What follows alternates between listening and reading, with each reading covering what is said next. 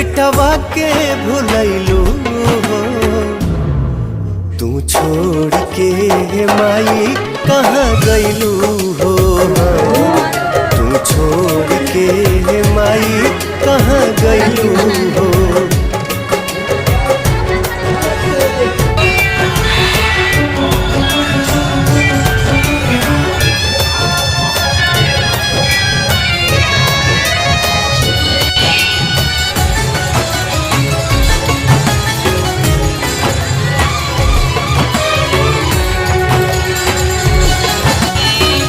जात घरिए माई हम तनिको जन